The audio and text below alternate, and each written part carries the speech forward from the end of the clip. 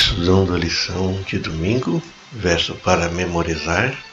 Então o Senhor continuou: certamente vi a aflição do meu povo que está no Egito, e ouvi o seu clamor por causa dos seus feitores. Conheço o sofrimento do meu povo, por isso desci a fim de livrá-lo das mãos dos egípcios, para fazê-lo sair daquela terra e levá-los para uma terra boa, ampla, terra que mana leite e mel. Domingo, dia 6 de julho, sarça ardente. Lembre-se que o ano bíblico é reavivado por sua palavra. Nós estamos fazendo o ano bíblico do Êxodo 31 hoje. Daqui a pouco eu vou ler ele, tá? Então hoje nós vamos ler sobre a sarça ardente. Depois que Moisés fugiu para Midian, ele teve uma vida relativamente fácil, Então foi mais fácil para ele. Ele saiu da corte do faraó ali, o reinado de faraó, ele preocupado ali em salvar o seu povo, mas agora ele fugiu de tudo isso, estava na terra de Midian. Ele casou e teve 2 filhos, Gerson e Eliezer, e ele fazia parte da família de Jetro, seu sogro, que era sacerdote de Midian.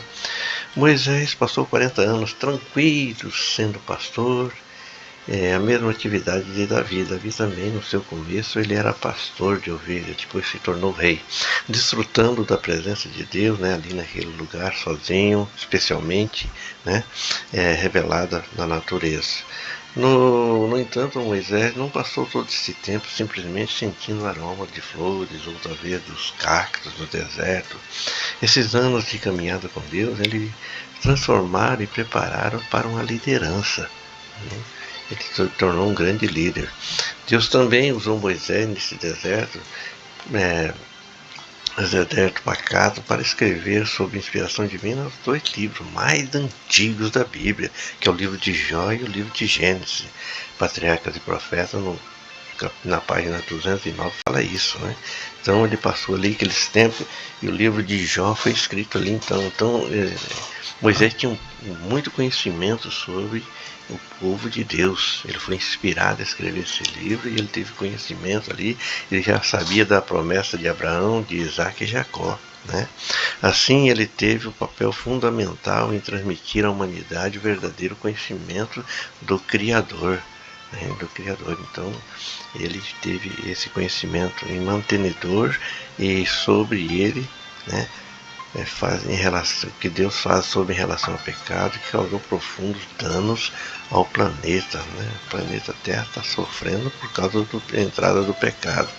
E Moisés, no livro de Gênesis, ele revelou isso aí, ele escreveu isso aí, A história da salvação não faz sentido sem um fundamento crucial que, sob inspiração, Moisés comunicou especialmente em Gênesis. Em Gênesis relata como surgiu o pecado no mundo. Vamos ver a primeira pergunta que está em Êxodo capítulo 3, de 1 a 6. O Senhor, então, apresentou a Moisés como Deus de Abraão, Deus de Isaac, Deus de Jacó. Então Deus apresentou a Moisés dessa forma, Então nós precisamos entender o porquê disso aí. Vamos ler então qual é a relevância disso tudo. Vamos ler Êxodo capítulo 3, de 1 a 6. Lemos o seguinte então: Moisés apacentava o rebanho de Jetro, seu sogro, sacerdote de Midian, e levando o rebanho para o lado oeste do deserto, chegou a Horebe, o monte de Deus.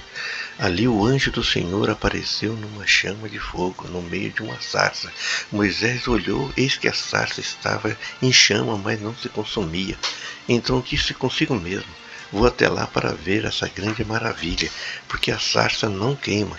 Quando o Senhor viu que ele se aproximava para ver, Deus, no meio da sarça, chamou e disse: Moisés, Moisés. E ele respondeu: eis-me aqui. E Deus continuou: não se aproxime, tire a sandália dos pés, porque o lugar em que você está é terra santa. E disse mais: eu sou o Deus de seu pai, o Deus de Abraão, o Deus de Isaque, o Deus de Jacó. Moisés escondeu o rosto porque teve medo de olhar para Deus. Então, qual era a relevância desse fato? Deus respondeu a Moisés como o Deus de Abraão, o Deus de Isaac, o Deus de Jacó.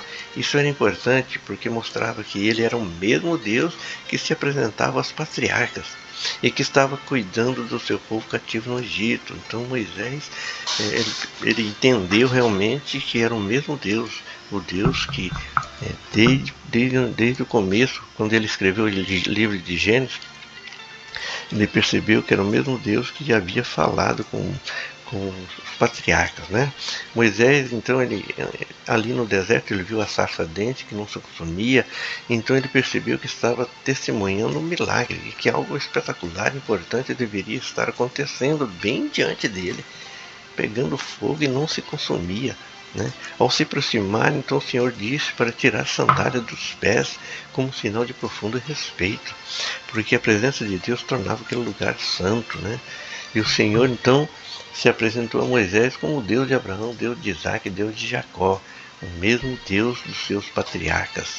Ele havia prometido a esses patriarcas que seu descendente herdaria a terra de Canaã, uma promessa que Moisés já conhecia muito bem. Né? Então, quando ele se apresentou com o Deus de Abraão, Isaac e Jacó, ele viu que era a promessa e que Deus tinha dado a esse povo de trazer de volta para a terra prometida.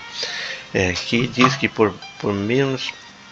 portanto, mesmo antes de dizê-lo, Deus já estava abrindo caminho para Moisés, que ele soubesse que estava por vir, o papel crucial que deveria desempenhar. Moisés já estava entendendo alguma coisa. Moisés presenciou, Moisés precisou 80 anos para que Deus o considerasse pronto para a tarefa.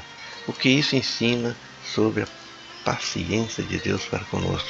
Quanto tempo Deus está esperando por nós para que nós venhamos desempenhar um papel que Ele tem à nossa vida? Porque nós estamos aqui nesse mundo não é por acaso. Deus tem um plano para a nossa vida. Né? Para Moisés foi 80 anos. E nós? Eu já estou na caminhada há 40 anos, ou mais um pouquinho, e eu estou preocupado com isso. O que Deus espera de mim? O que Deus quer da minha vida?